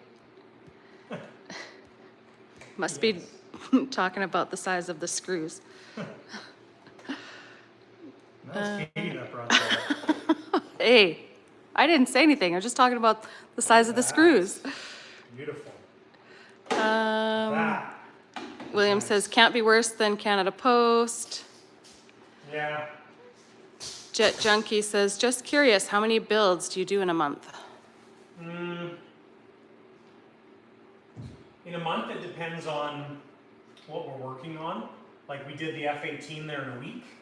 That kind of stuff doesn't normally happen. That was crazy amount of work. But better way to look at it is a year. So when we went down to Montana this year, that was Father's Day weekend, so like June 21st, 18th, something like that. From that point to the year previous, I think I did the math on it, I did 25 builds in that year period, 25-ish I think was the number. So that's how many we did in a year. So I guess that works out to be like 1 every 2 weeks, which is crazy. So we started adding it all up and I was like, oh yeah, that one and that one and that one and that one is nuts. So that's the number. All right, fly. There's my swatter.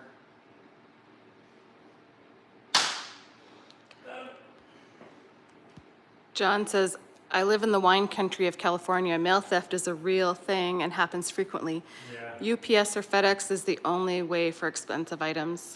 Yeah. Oh yeah, porch pirates, right? Yeah, exactly. Well, and so the turbine that got delivered, it says it was delivered to his doorstep. He's got a doorbell camera. That didn't pick up anything, so we don't even know if it got delivered to the right location, right? Like, who knows? And then you put a claim in with USPS, and like the other day when we were driving to Maiden, Strega, I called USPS. It was long distance for me. I pay 50 cents a minute to call down to the US, and I waited on hold for an hour and 2 minutes. They finally answered the phone, and they hung up on me. So it was like a $31 call, and they hung up on me. So I was just like, whatever, done.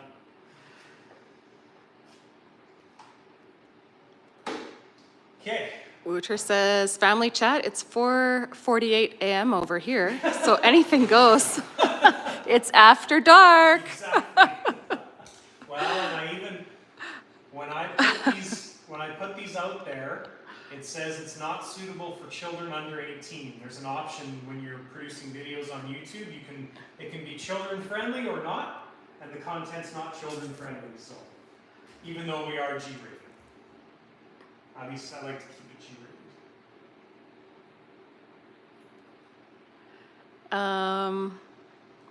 Porch pirates and mailbox raiders.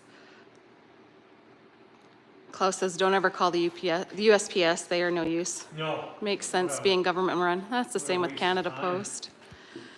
Floyd wants to know, with his P3C project, having a 14-foot wingspan, what turboprop engines would you recommend?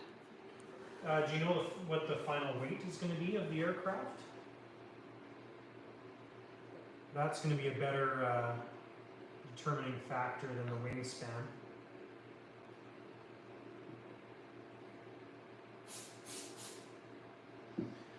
Because the weight is, I mean, if the plane's going to weigh 300 pounds, obviously you probably want to go with twin 100s. But, you know, if the plane's going to weigh 80 pounds, probably go with a pair of 45s, like Zykloi 45s would be my suggestion. But yeah, if you have an idea what it's going to weigh, that will make answering that question easier.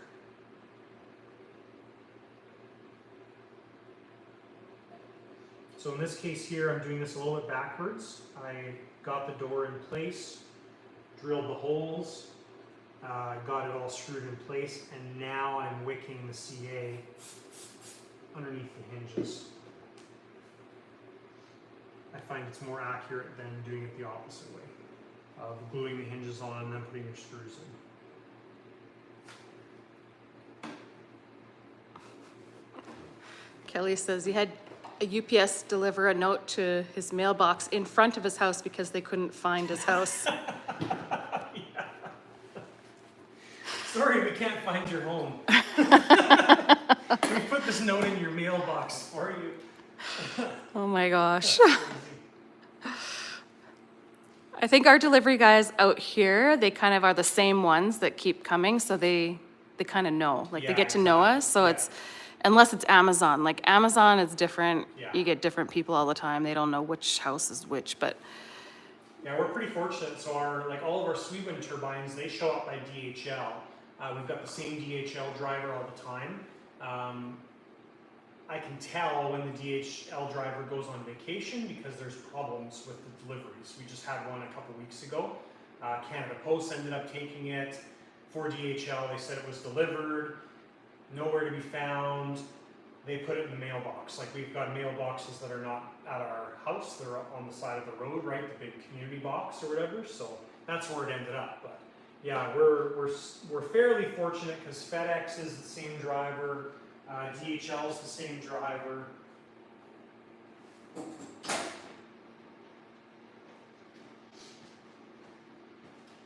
Okay, so last step on this door is cutting the screws off.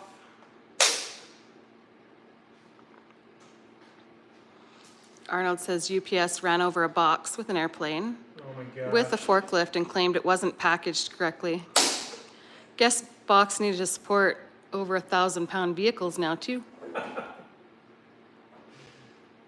Wow. Well, it says FedEx put a "you weren't home" note in my letterbox, but was home. Yeah, it's just, I feel like It's the same everywhere. it's the same everywhere. Well, it's people that don't care about their jobs, I think. You look at the grand scheme of things, that's what it comes down to, is people not giving a crap about what they do. So Kelly says having expensive things signed for. So yes, yeah, we are doing that now. yeah. Well, and so that guy that bought the turbine and it got lost and everything, I sent him a test box last week with some 3D parts in it that he ordered, and I sent that signature required. They just put it in his mailbox. You can't win. Who knows? Holy man, it's been 2 hours already, almost. All right, guys, so we are wrapped up on our back door here. This worked out beautifully. We've got this piece spot glued in place. Now we did the door a little bit backwards, so we put the door in place, got the tape holding it in place, and then I flipped the fuselage over, drilled the screw holes, installed the screws. And then afterwards I wicked some medium CA into the hinges and glued it off with kicker, or kicked it off with kicker. So I find that's much more accurate, and this fits amazingly well. So very happy with how that turned out.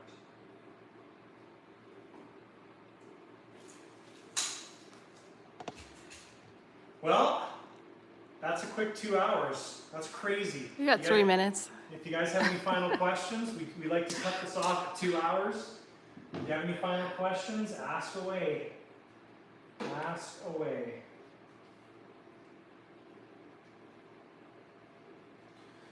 Super cool. This is a lot of fun. I'm enjoying this project.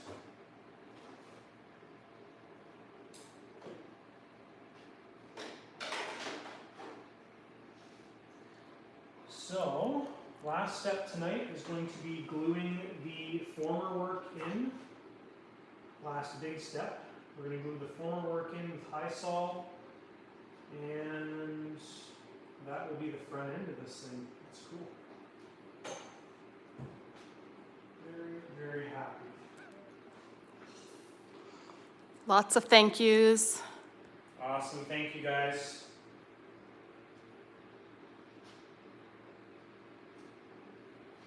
All right, well, that wraps up our live tonight at the Lighter Side of RC After Dark. Thank you guys for watching. Thanks for participating. I enjoy this a lot. I enjoy the creative side. I enjoy building aircraft. I enjoy filming it and videoing it and doing all that creative stuff. This is a lot more raw, and it's fun. I'm enjoying this a bunch. This is video number 5 of the live series that we've done. And it's a ton of fun communicating with you guys and answering your questions, and it feels like you guys are here, so that's the intent of all of this. So thanks guys for watching. Not entirely sure when we're going to schedule the next one, so keep your eye out either on YouTube or on Facebook. I will generally put a post up about 24 hours in advance, or 12-ish hours in advance. That's it. We'll see you in the next live at the Lighter Side of RC After Dark. Thanks, guys.